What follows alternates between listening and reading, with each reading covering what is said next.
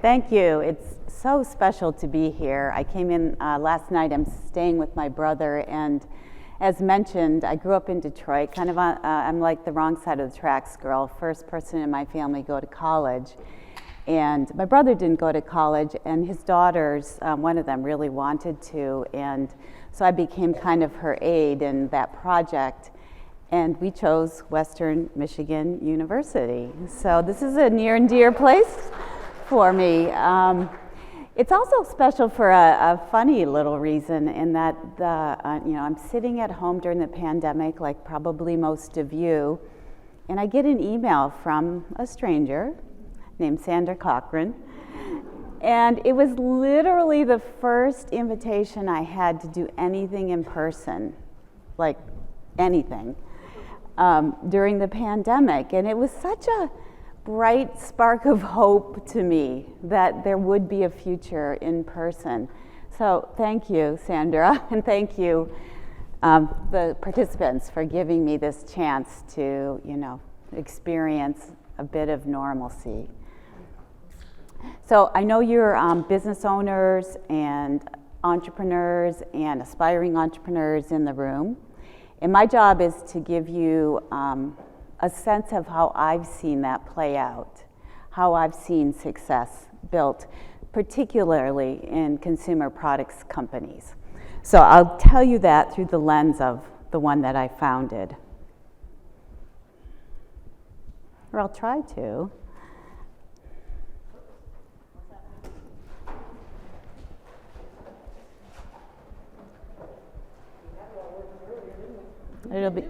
It'll be fine.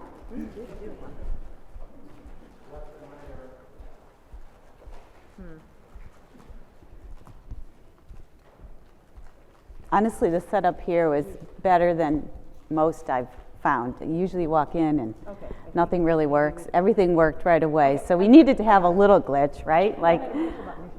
Okay. Great. So let me introduce you to these folks. They all have something really powerful in common, yet they actually have never met. The first one, Eugene Zablotsky. He's a healthcare consultant, but his side hustle is Bite Keeper, which is a device after you get a mosquito bite, you apply to your bite to reduce all the symptoms and itching that normally bother you.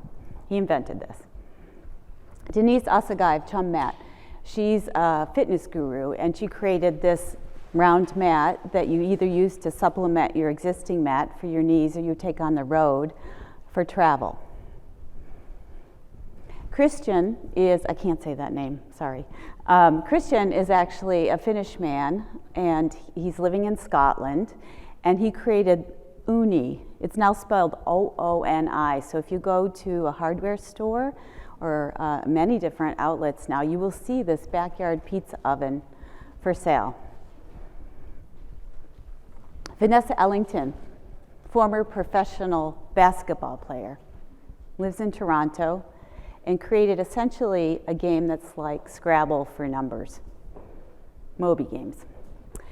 Father-son duo. A lot of people, when they drink wine, the histamines in the wine and the sulfites make them all stuffy, give them a headache. Sometimes it's completely intolerable. You take this little device, this little wand, and put it in a glass of wine, and those histamines and sulfites are removed. You all got really quiet, like, this is the one I want. And Bonnie Tyler of the NIG, she's in Connecticut. And I want to tell you a little bit about Bonnie's journey because it's kind of emblematic of a lot of the things I've seen over 12 years of running the Grommet. So Bonnie was already an entrepreneur, believe it or not, at 76. This is unusual to start with, but it's not that unusual in my world. I've seen everybody, anybody, be able to participate in this world. So Bonnie had a web development company, and she was famous in her personal circles for her deviled eggs. And she was headed to a party one day with the promise of deviled eggs, but she was running late and essentially could not get all those eggs peeled on time. So she brought potato chips, massive fail. And it really bothered her because she thought, like, commercial egg peelers don't have little people peeling eggs. How do they do this? And she figured it out and created this device called the Neg, which miraculously peels a hard-boiled egg with a couple of shakes. And the part I love about her story is she had no business doing this, like most of our makers. Only 10% of them have any professional experience in creating a product. So she did what you do. She got smart, and she signed up for a 3D printing class at her local library in Connecticut to learn how to prototype this product. And she sits down waiting for the instructor. Again, remember, she's 76 years old, and the instructor comes in the room, and he's 11 years old. That's the range I have seen day to day in this business of people being successful and people helping each other. So if you're like, and you've already demonstrated you are, most of you, like the people I've seen, this is a world of amazing opportunity that really is open to a wider variety of people than it ever was before. And I'm going to explain a little bit about why that is. The people who are teaching the students here probably encounter this in the classroom because 3/4 of high school students say they'd like to start a business. And one of the great enablers, and the thing that really helped our business were Indiegogo and Kickstarter, because financing is so difficult of this kind of business. But they were the gift and are the gift that keep on giving, because in the world of financing a physical product, that first campaign is like a loan against the first run of inventory, which is a very difficult loan to get, and that's essentially what it is. And then sort of the proof that this is pretty exciting, and it is a global phenomenon. It's not just a US phenomenon. Look at the rise in patents here in this slide. The big vertical, not surprisingly, is China, but the US is the next biggest climbing. And you know, this ain't for sissies, patent application and application. So this is a serious trend. So I'll tell you a little bit about the Grommet. I don't presume you actually know anything about it, but the reason I founded the company was my career was back and forth between startups and big companies, and I was in a big company phase where I was at Play School, the toy company, and I noticed that our best new products never made it to market, like the ideas died on the vine. And worse than that, our product line was shrinking, which made no sense because of a great R&D capability. And I asked my boss at the time, who is famous now, Meg Whitman. I had followed her around from company to company, so this was my Play School gig with her. And I said, what gives? This makes no sense. And she said, well, there are 4 reasons. If Kmart, Target, Toys R Us, or Walmart don't want it, we can't make it. What was happening in toys happened everywhere, in every product category, that the consolidation of retail and the shrinking of small businesses, local and regional, toy stores, meant there was no place to try new products because the big retailers are very, very risk adverse. And that just sort of pissed me off. It was well before I did anything about it, because it was in the 90s. But I fast forward to having run a social network. I was a pioneer in social media. I ran a company that competed with LinkedIn. You never heard of my company. We did not win. They won. But I was able to envision creating a community and a place where we could actually launch products to a receptive audience and prove those products out with a real audience who bought and experienced the products, and go around those for toy buyers. And then ultimately they would appreciate that proof, that credibility. So that's what we did. We started launching 1 product a day, October 20th, 2008. And I'll introduce you to some of our earlier hits, because it takes a while for these companies to become household names, but many of them did, and the ones that the company launches tomorrow could as well. So Swell water bottles. This is what Fitbit looked like when we launched it. It wasn't on your wrist, it was in your pocket. And it took us about 18 months to decide it was worth launching because it was super buggy. And we had never, as a team or individuals, experienced an Internet of Things product, a product that was connected to your phone and your friends and to a central database and could do all the marvelous things that a Fitbit could do. So this was a hard product to launch, But this was the edge we lived on all the time, and like, well, the world should know about this. This is Idea Paint. This was born out of a college local to us, Babson College. You can turn any wall into a whiteboard with Idea Paint. This is Little Bits, born out of MIT. It's a STEM toy for kids. You've probably played Bananagrams. This was launched by a grandfather, Abe, who wanted to speed up Scrabble with his 7-year-old grandson.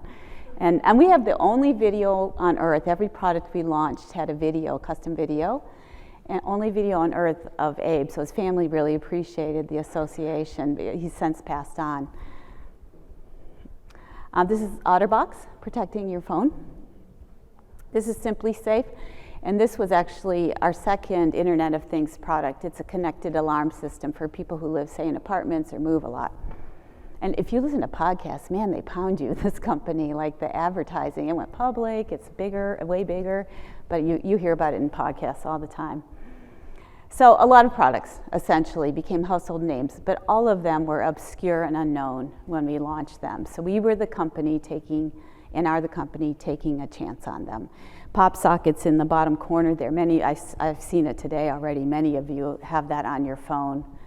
And we launched it, again, very fragile early stage company, not easy to work with, like Fitbit was one of the harder ones. Pop sockets would be in that, oh my God, you made my Christmas really hard one year, like just they weren't delivering kind of thing. But little companies have vulnerabilities, and you have to be ready for that in a business like this.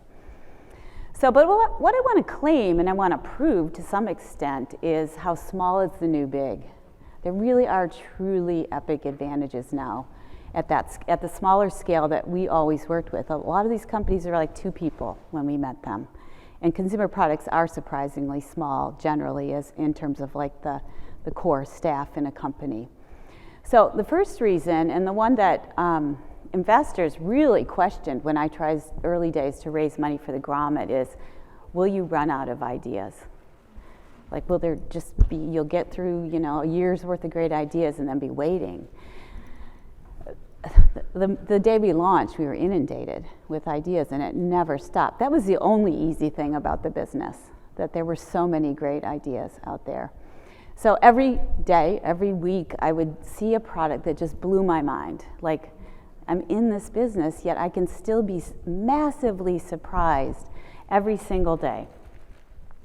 The way we would do things is we'd look at 200 to 300 products a week. Now, pretty superficially, you can't test 300 products a week, but we would do a first screening on, does the functionality of the product promise to deliver something new, fresh, important in the world? And is there a set of values behind the company that correlates with what our community cares about? So it was sort of 2 screens that we could do early on, and we'd get down to 30 products that we'd physically test. This is every single week.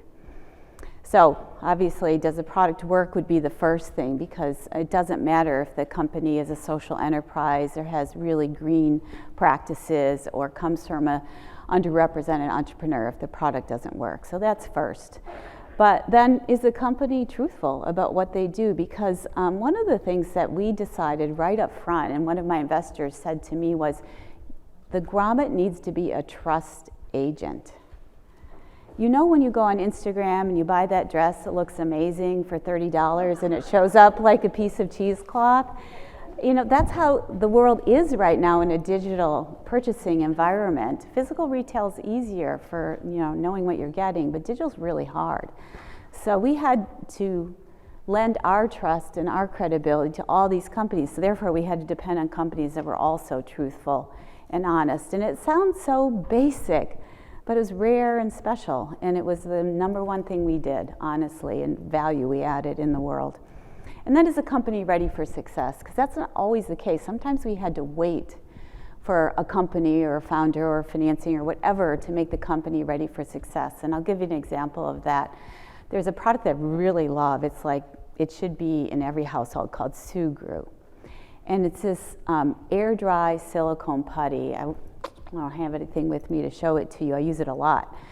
And it essentially, like, I have a big ring from my dad that was too big. He was a union guy. They gave him a 30-year anniversary ring, and then I inherited it, but I couldn't wear it. It was too big, so I put Sugru in the back to make it fit. Or when my iPhone charger cables fray, I can fix the cable with Sugru. So it's a really wonderful product to have. Hard to understand if you've never had this in your world. But what was hardest about it for us, when the Irish entrepreneur brought it to us, is in London. She was a really geeky chemist, no understanding of what a consumer would want. And she brought the product to us in 2-pound bricks, like she was going to sell it in 2-pound bricks. Now remember what I told you I used it for. It's not like, it doesn't have great tensile strength where you're going to do a big repair with it. 2-pound bricks, and it's an air dry product. So the minute you opened it, it's basically, obsolete. So we had to wait till Jane realized that little tiny packets, that's the answer. But we waited and we worked with her. So the company, if some of you know Net Promoter Score, it's kind of a universal way to gauge whether a company's delivering. And the reason I share this score is we were not starry-eyed about whether these products really worked, and we were not over-claiming about the capabilities of these companies. This is a damn high Net Promoter Score. Your cable company would be in the negatives. Amazon's in the 40s, Apple's in the 70s. That's what that score is. So these products in these companies, by association, their products, are truly world-class products. The return rate is another way to gauge, did the product hold up? Is it what we thought it was? And a return rate of 3% when e-commerce tends to run in the 15 to 25% range. Think about your own purchases. A lot goes back because it has to. It's not what you thought. And ours remained and is in 3% range. And in the beginning I thought, well, that's just because my brother's afraid to return things. But it stayed at that level beyond the friends and family phase. So I think we've seen and proven that human creativity is endless in the context of these products. But what are the other reasons that small is the new big? And I think this is another equally important reason, that big companies really went into defense mode, consumer products companies.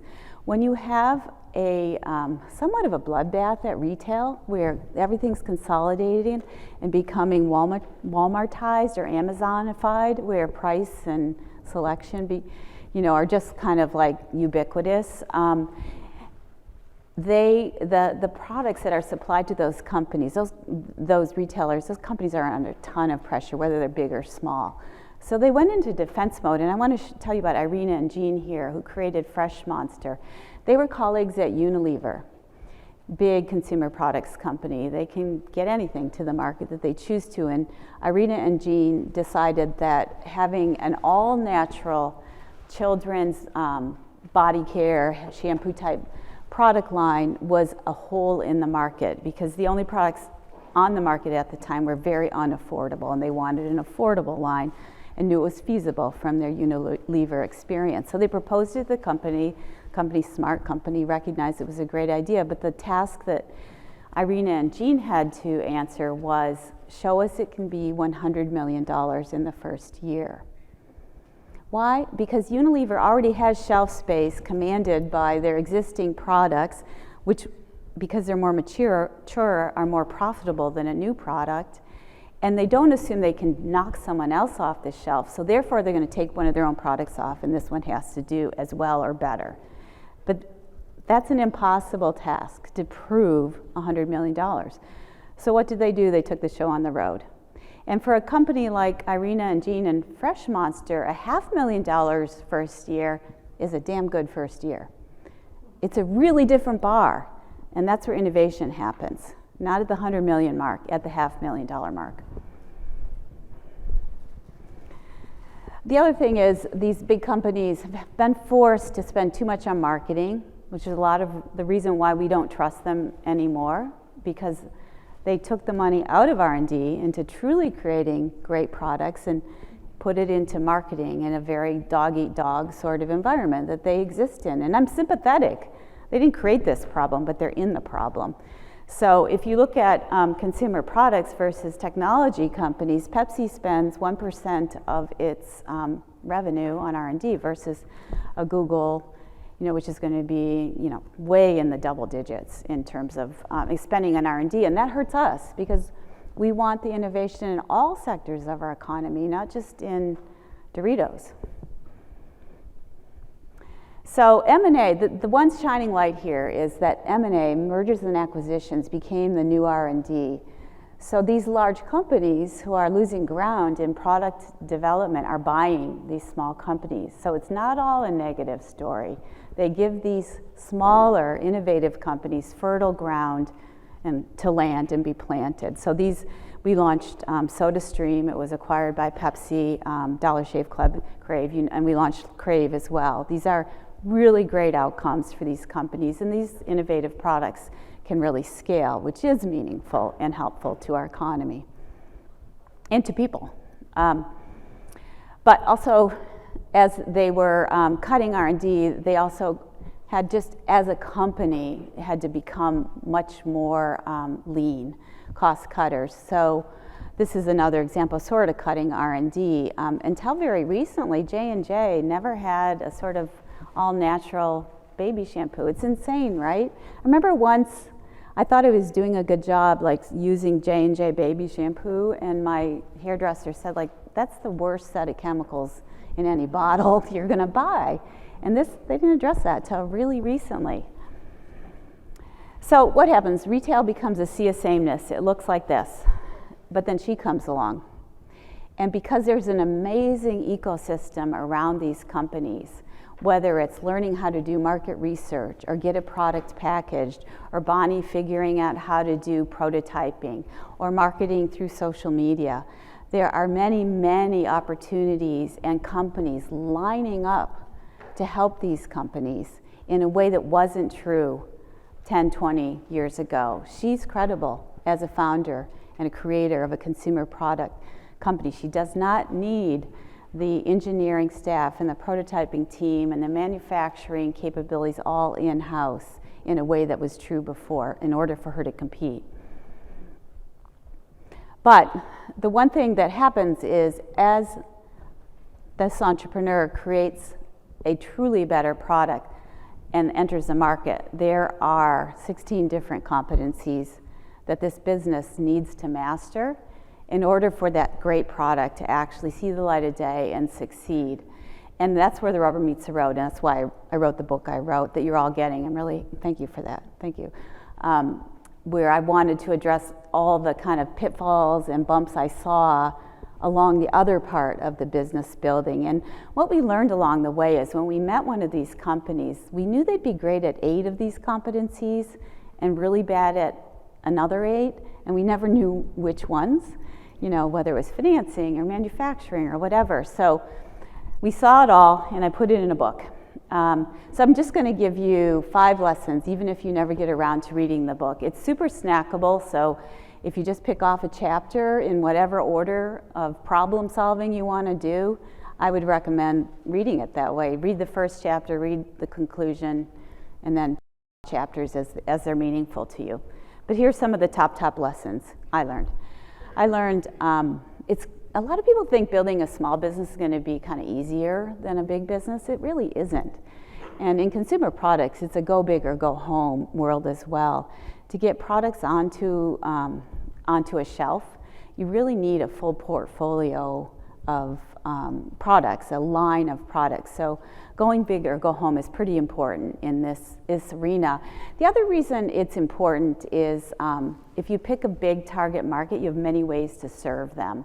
So many products or revenue streams, and you can also not have to be a genius and get it right out of the gate if there's a large target market. One of the things that I've found really interesting is how the scale of these companies vary. So what do I mean by big, go big or go home? These 3 products represent this at very different scales, but all successful scales. So I don't necessarily mean they all have to be billion-dollar companies. So I told you about Wine Wand. I want you to think about what you think the potential revenue, annual revenue of these companies could be just for fun. So Wine Wand, I told you what it does. The one with the AirPods there is a really simple silicone case to attach your pods to whatever bag you want. And then the one at the bottom is a product that has carbon fibers on a little pincer that can clean glasses, sunglasses, reading glasses, called Peeps. It's out of Columbus, Ohio. So just think about how big you think these companies are, and then I'll tell you. So Pod Pockets, what's the sort of the ceiling for this one? How big could it be? This is the lowest one, $5 million, which is damn good, but still, not massive. What's the ceiling here? Well, it's not the product, because these AirPods are amazingly successful, mainstream, ubiquitous in some cases. And so there's a huge target market, but the holdback on Pod Pockets is intellectual property. It's impossible to protect. So if you see an ad for this product on Instagram, likely it is a knockoff.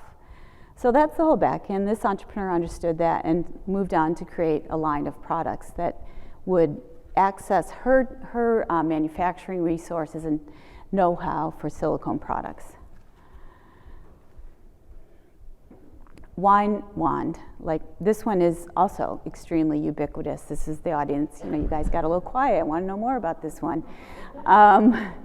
And this one, the ceiling, for now at least, is 50 million. And this one should be bigger, whereas I wouldn't claim Pod Pockets should be bigger. This one should be bigger. What's the holdback here?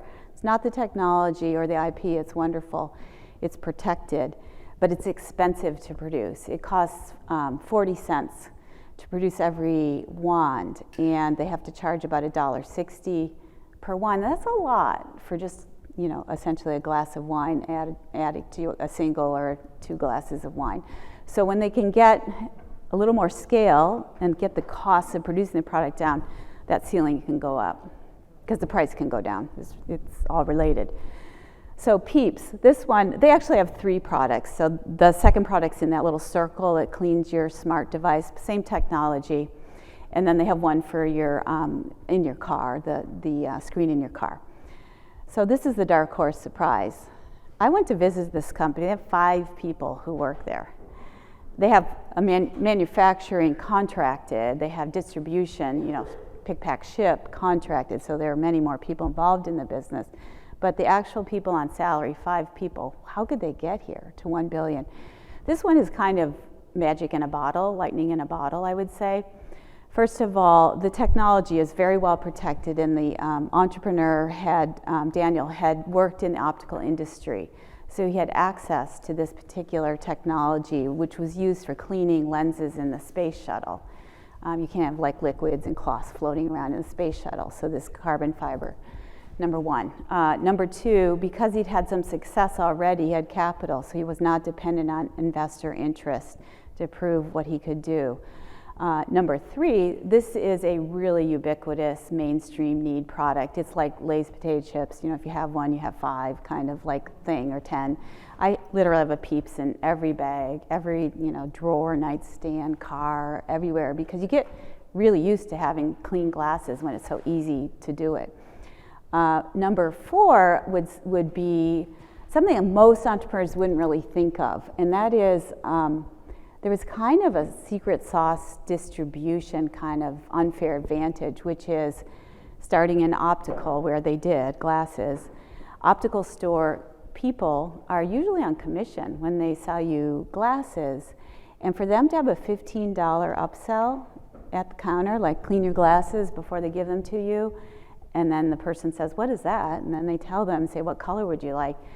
Really, really accelerated the company. So whenever you're thinking about, if you were thinking about a consumer product, I as an investor always ask about that part of the business. I can trust we'll get to like the great product, but how are we going to get it in people's hands beyond paying Google and Facebook? Is there another way?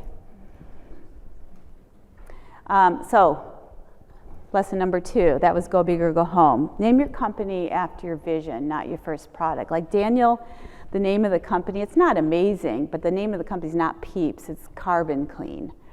He knew he'd have a line of products and didn't want to be limited by the name Peeps. My friend Leah Busquet, who started what became TaskRabbit, started out calling her company Run My Errand, because she was all about getting dog food. She ran out of dog food, just wanted dog food, need errands done. And then along the way, watched the business and saw how people were using TaskRabbit people for all kinds of activities. And I'm sure many of you in the room have heard that the company was bought by IKEA because building IKEA furniture became the #1 task that was requested. So name your company after your vision, not your first product.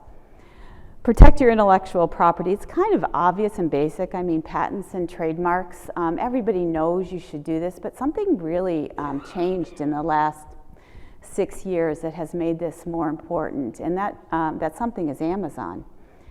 In 2015, Jeff Bezos got really worried, not about Walmart or US retailers or Western retailers. He got really worried about Alibaba, the Chinese mega retailer.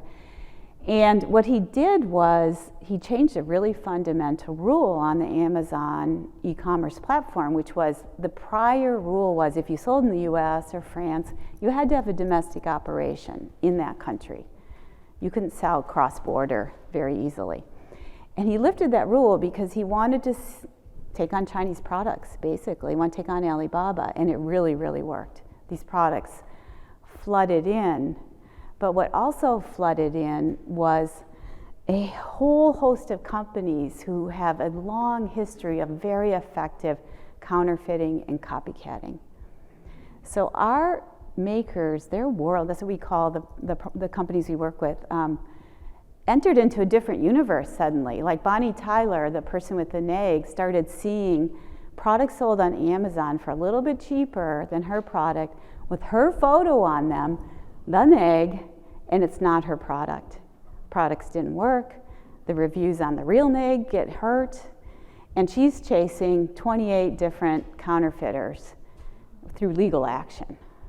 It's really expensive, and most companies can't survive that, and many do not. So first of all, I have a lot of advice in the book about how to handle that and sort of avoid Amazon or those problems with Amazon.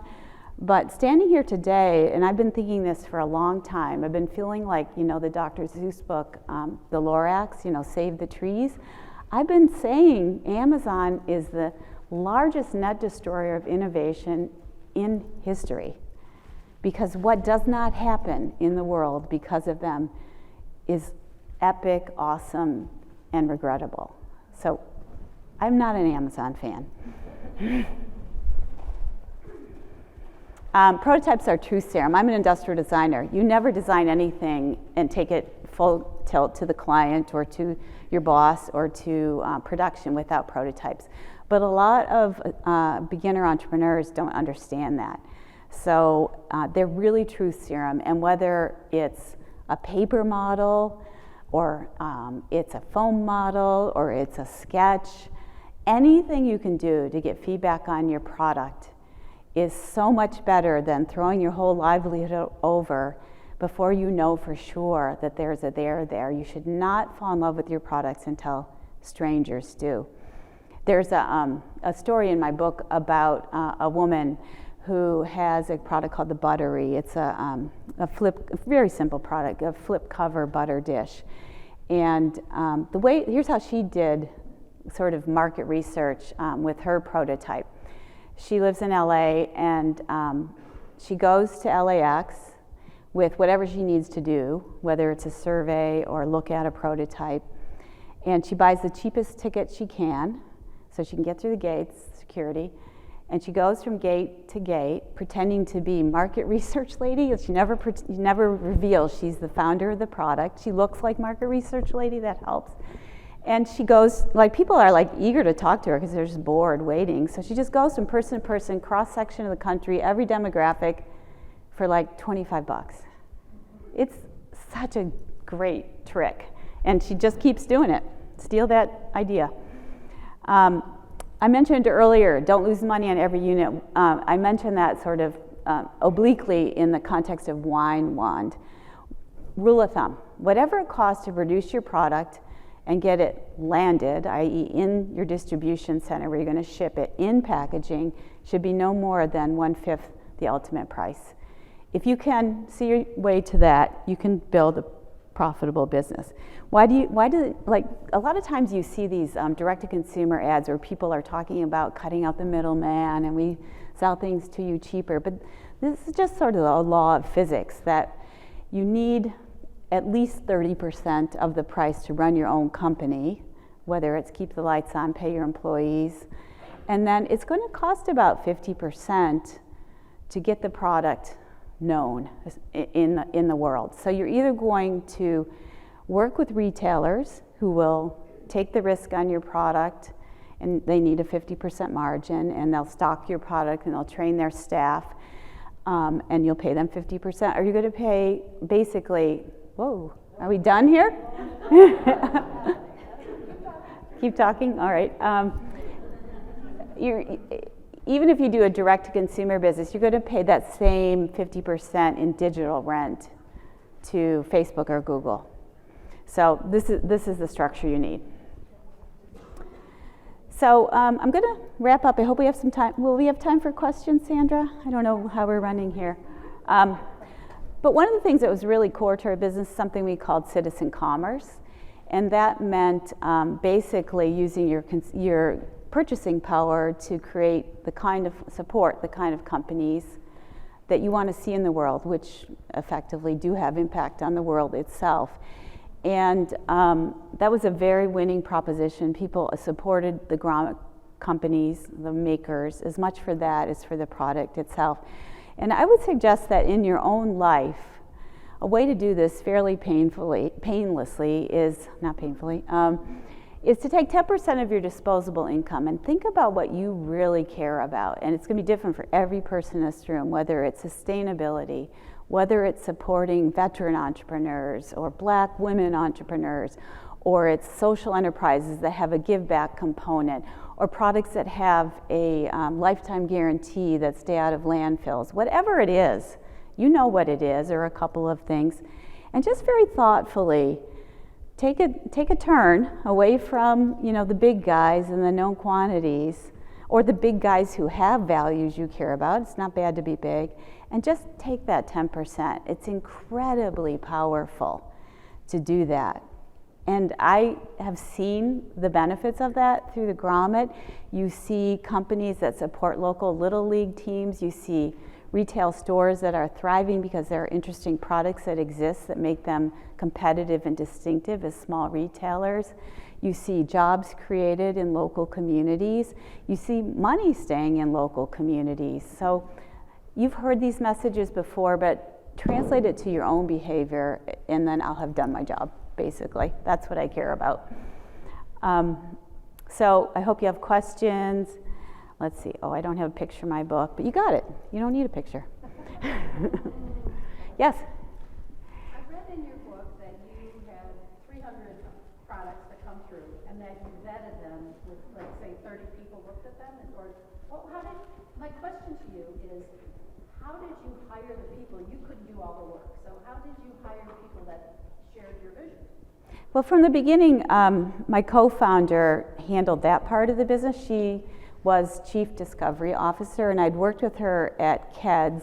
She was Vice President of Product Development, and I had seen that woman be a tiger for a lot of important things. How you treat people, first of all, as an employer, delivering quality to the customer. She was relentless, like when a shoe came back and a little thing was just wrong, straight back to the factory.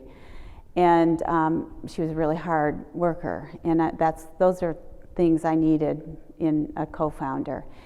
And she assembled a team of people that she personally trained in terms of, we had to teach people to pursue these values, not compromise on the things I just discussed, that in small companies, that's not as hard as it is in larger companies to find. Most small companies these days are born, especially, millennial, Gen Z companies are, like, that's just how they think. Like, I'm not just doing a business, I'm gonna make an impact.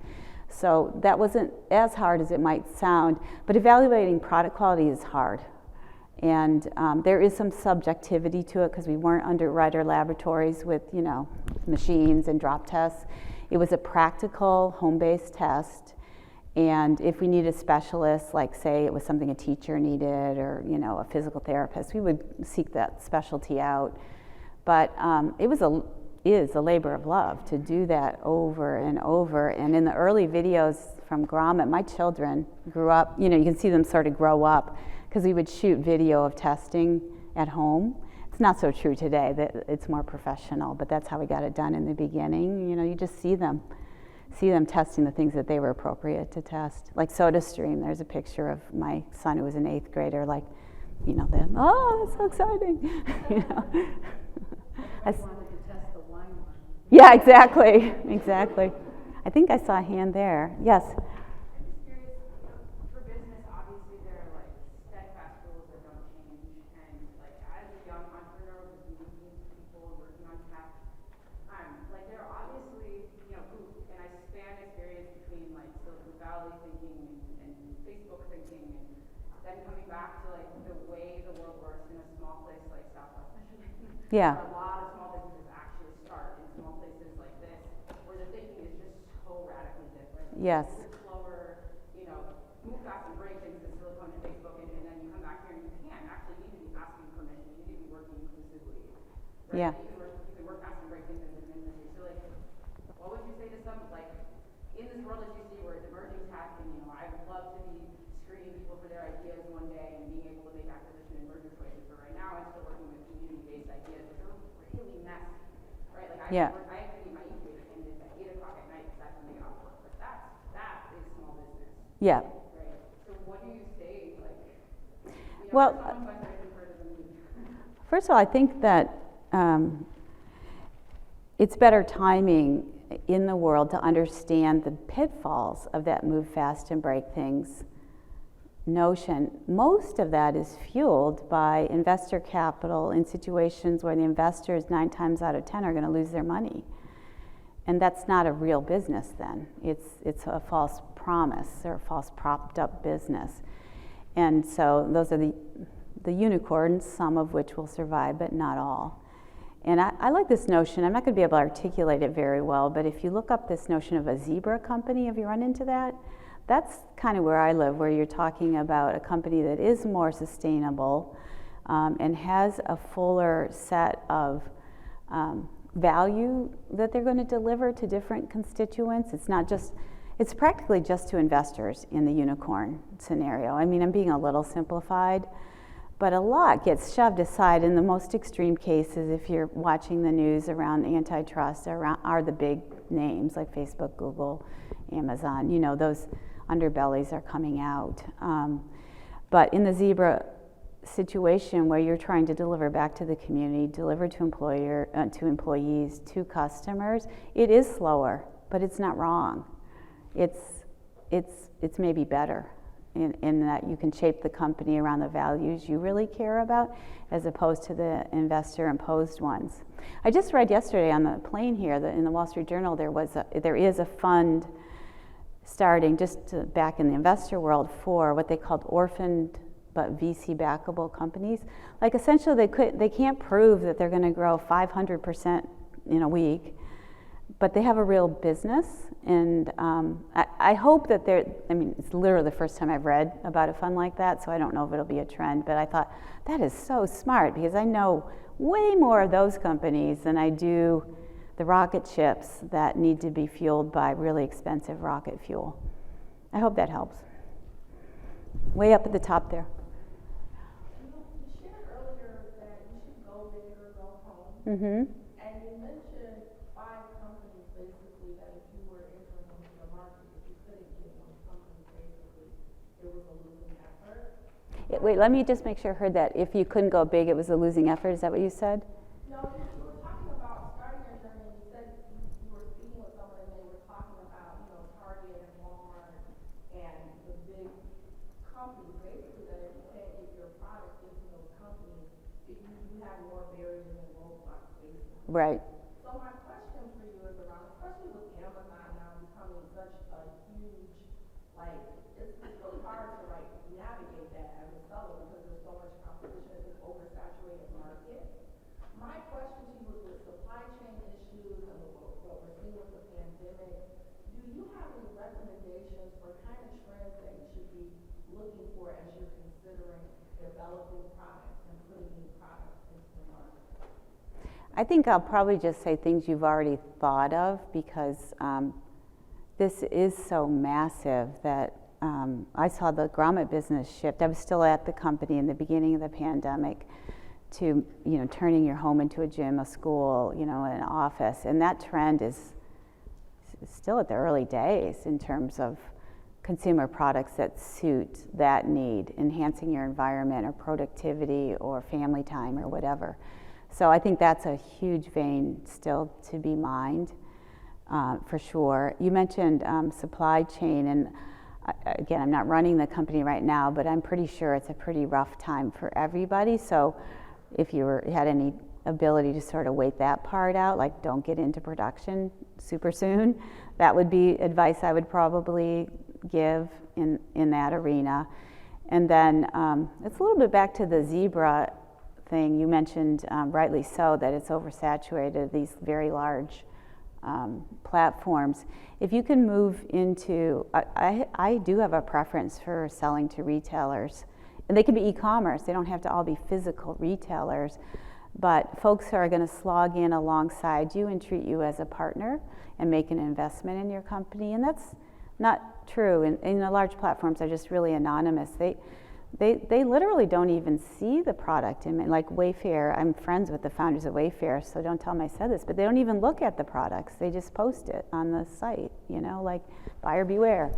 And that's not a partner, somebody who's going to make sure if your great product is here, it's not next to a piece of what, and that's what good retailers do. That's what they exist for. They don't want to sell you something that's going to come walking back to them. I hope that helps. A question there? So what about, so you talked about the fact that when people have had some copyright or infringements on their product, yeah, it's true, it's going to paint a bad picture of the true product if you get the knockoff. And you also stated that they, a lot of times you can't afford to sue them. What do you do? There isn't a great answer to that. What Bonnie did, the person that I was telling you about, kind of churned through trying to get legal help at a price she could afford till she found a lawyer who felt the same, righteous anger she did. Like she said, it's like standing outside your house and watching robbers help themselves.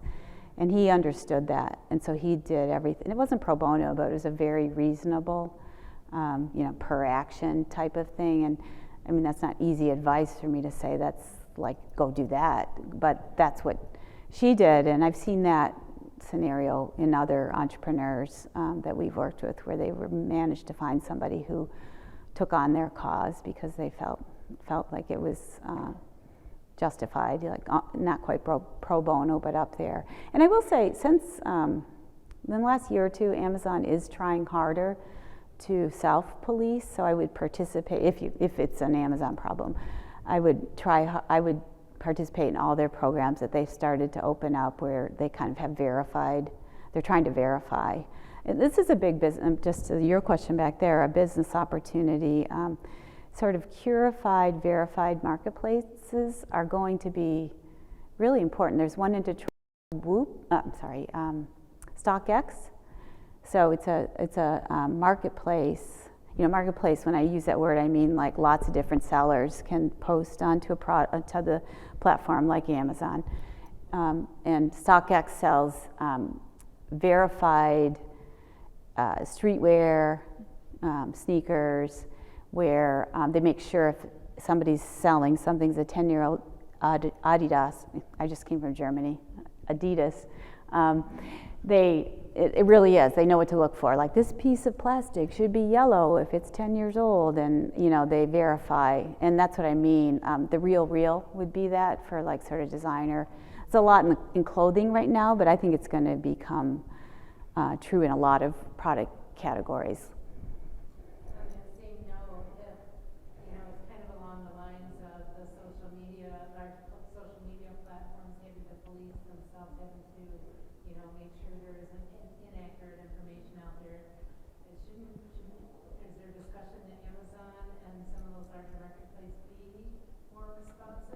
Yeah, you're insightful there. There is a lot of energy for that now. I'm on a advisory panel to a group in Washington that advises individual Congress members. And last year, David Cicilline, he's a representative from Rhode Island, released a big report about a couple of the big tech companies. And the Biden administration has hired the type of people who take antitrust and competition policies seriously. The one I'm a big fangirl of is Lena Khan. She's running the FTC, and the Wall Street Journal in particular is doing a really good job covering all this. But if you want to read kind of a book that is actually very accessible, it sounds really boring. Amy Klobuchar, not too far from here, right? Wrote a book recently called Antitrust. Every time she gets interviewed about it, she says, there are a lot of cartoons in it. There are a lot of cartoons. It's true. It's broken up by a lot of cartoons. But it's really good. And I was pretty pessimistic until pretty recently about this. I remember meeting a Washington lobbyist, and he more or less said, good luck. He said, Congress just falls over themselves to be seen next to the CEO of Google or Facebook. If I try to get them to stand next to the CEO of GM, they won't show up. But, and that's not true now. And it's bipartisan. This is not a Democrat thing. This is a bipartisan issue for different reasons, perhaps. So I'd be watching the news on that because I think we're actually going to see some meaningful action in this area. And it will go after Facebook, Google, Amazon, Apple first, because Facebook and Google are an oligopoly for digital advertising. Amazon, because they self-deal, is the main thing people care about. It's not their labor practices, which have issues. It's that they preference their own products over others, and that's just not allowed. And so I think you'll see the actions there first. And you'll see strongest actions in Europe first, because Europe has way more consumer and business protections already written into the laws, already able to be enforced. If you remember, Microsoft dealt with a huge antitrust case back in the early 2000s, and it was out of Europe, it wasn't in the US. So partnering with our European, I'm a big fangirl of Marguerite, I don't even remember how to say her name, Vestager, the EU commissioner in this area. She's a tiger. So I'm curious what your thoughts are on the benefits and the realities of using crowdfunding as a way to get product. Yeah. Well, it's mostly on the benefit side. Let's start there. Here's what I really like. It's a source of funding that is nearly impossible to find for physical products. For your very first foray, right, that first production run, like I mentioned earlier. So it's a very unique source. The second thing I like is it's a bit of a market research project. You are getting market feedback. The one little tweak on that, I'd say what I don't like is you usually have to discount the product, or people do discount the product from the ultimate price in order to get people to participate and fund the project. And then you've got to just be very wary that price may be not a real market test. If it's supposed to be $25 and you're selling it for $20 or something. So just watch that, I would say, is the one gotcha. The other big gotcha is it's a serious effort. It's a marketing campaign that takes real capital, probably mostly human capital. But I would invest in learning. There's so many guides and tricks about how to, tricks in not a bad way, but tips for how to have a successful campaign, like lining up a lot of the funding so that it comes in the first day and looks like it has momentum, things like that I don't even know because it advances. But women in particular, since this is a Boundless Women Conference, they are 65% of the successful projects on those platforms, and they have a slightly higher success rate in completing a campaign on the platforms. And what I also really like, if women are just a little bit more than even half of what's being funded on the platform, it's a more democratic place because the people who are showing up on the platforms must include a lot of women as well.